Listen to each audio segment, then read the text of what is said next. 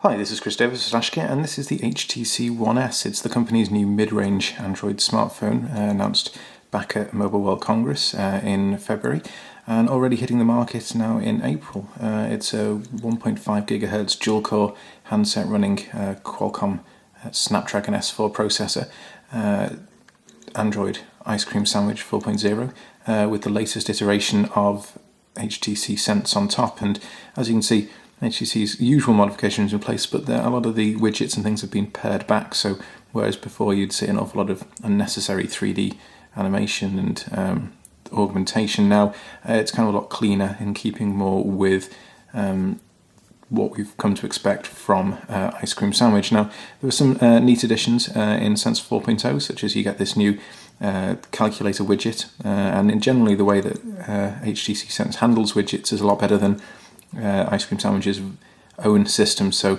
rather than tagging them onto the end of the app menu, you get this new launcher system where you can scroll through all of the different home screen panes at the top, select one, and then scroll through all of the different widgets on offer. And as you can see, HTC have added a lot of different controls, toggles for things like auto sync, Bluetooth, auto rotate, GPS, data roaming. This is a HSPA Plus handset, tri-band WCDMA and quad-band GSM Edge.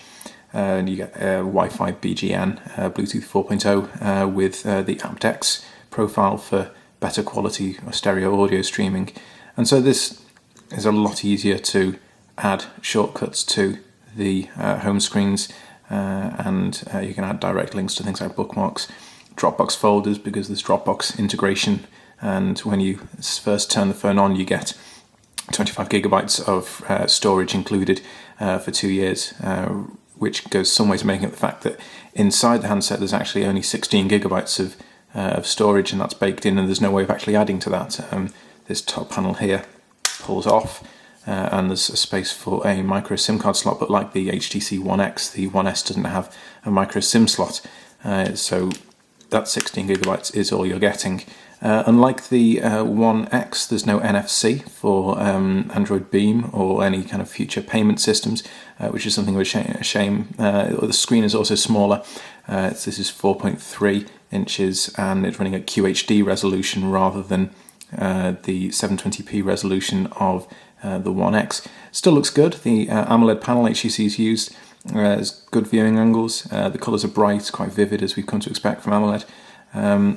And generally, photos look great on it. The new camera app has been updated as well, so you now get both the photo and video controls on screen at the same time. And actually, while you're recording video, you can also snap off photos simultaneously. There's no noise, no interruption. Similarly, when you're recording, when you're taking photos, I should say, if you hold down the photo button, it continues taking until you let go. And then you get this kind of slideshow. Obviously, there's not much to see because I'm taking a photo of a table, but you can go through to check out each of the different ones and decide, okay, that one's the best, choose best shot, and it will delete all of the others that you've taken and just keep that last image.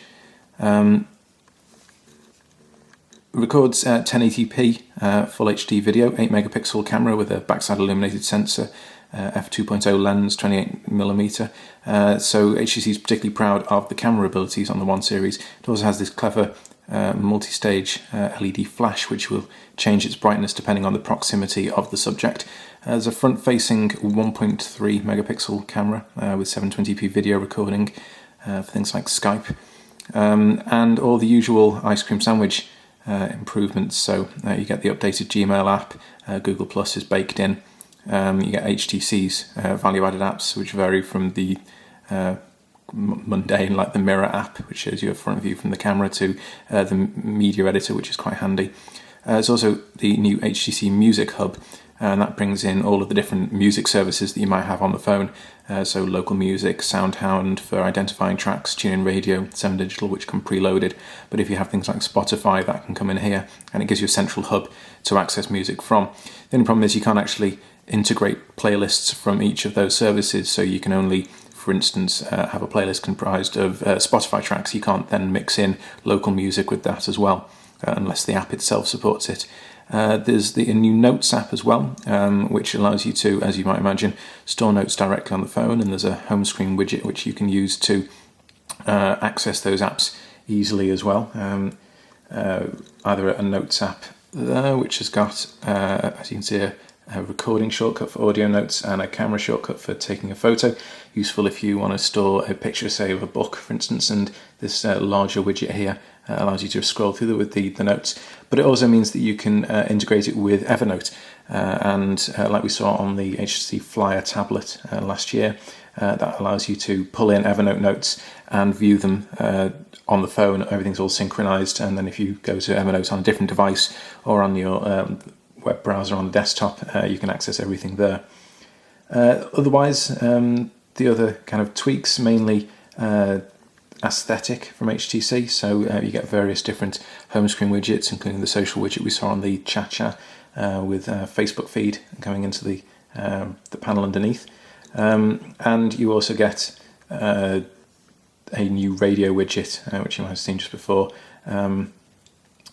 which allows you to easily control the FM radio if you've got a set of headphones plugged in.